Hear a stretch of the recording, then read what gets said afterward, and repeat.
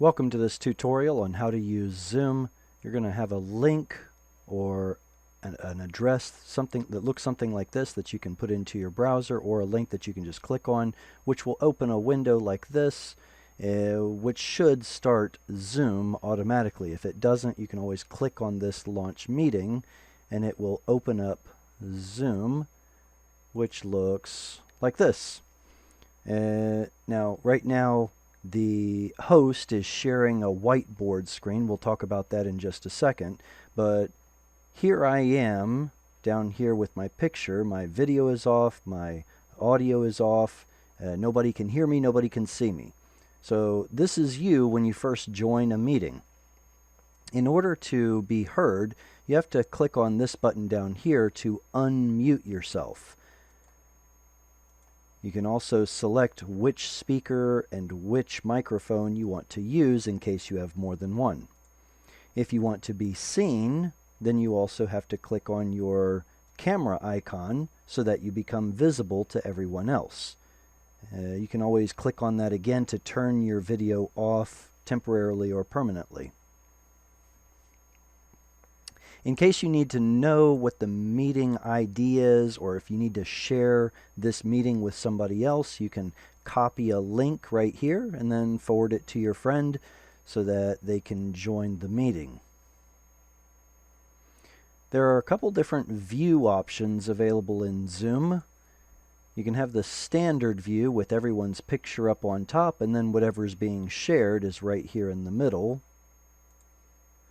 You could have side by side so that whoever the host is or whoever's speaking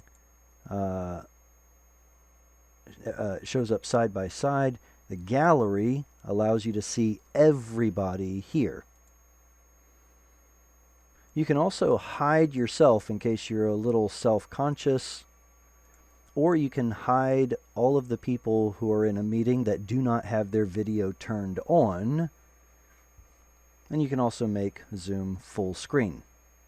I'm going to leave it like this in the gallery view.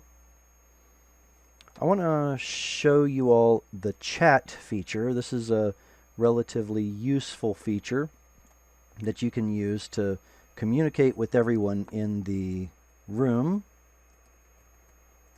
Or if you want to send a private message to someone specific, you select their name and send it to them like that. You can also send files and screenshots and emojicons and all kinds of things over here. And you can also reply to someone's post or have a reaction. All right, I'm going to close out the chat meeting and open the screen back up. There we go. All right, share screen. Maybe your host will allow you to share screen, maybe not. Maybe your host is going to be sharing a screen. Now, here I have a whiteboard that is being shared. And if I want to make any marks on it, I'm going to have to open up the tools. Well, before we get into that, let's look at the share screen. It's not allowing me to share screen. Okay. Maybe that'll be you as well. Within share screen, you could share a particular window, you could share a portion of your screen, you could share a whiteboard. Here, a whiteboard is being shared, and suppose I want to mark on this whiteboard. I can either select up here where it says View Options and click on Annotate, which will cause a toolbar to show up.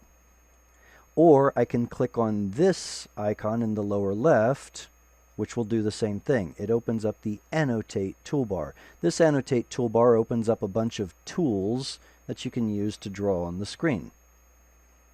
The Text tool allows you to type text, and you can change some things about this text under Format, such as the color of the text or the font size. After you're done typing the text, be sure to click off of it so that everyone else in the meeting can see what you've done. You can also draw with all of these tools here. The top line is the freestyle line that allows you to draw something. The next line down is used for highlighting because it will show you what's behind what you've just drawn. There are also shapes and lines and arrows, boxes and circles. For example, you could use this here to highlight something, or if you prefer it be circular and want it to be red, you can do that as well. Over here, the stamps are essentially just more fun ways to add things to the screen. You can add arrows. You can add stars, hearts, check marks, X's, and question marks, and everybody in the room will be able to see those. If you want to erase something, you can use the eraser. You can also use an undo function if you just want to undo the last thing you did. By clicking undo, I'm getting rid of those question marks that I just put on the screen, and redo will put them back. Using the eraser, I can select those things that I want to delete. And if I want to clear everything, I can just press clear. Oops, didn't mean to do that. Undo. If you like what you see on the screen, you can save a screen capture of it either as an image PNG or as an Adobe PDF by clicking on that button. It's now saved, and you can show what folder it's in by clicking here.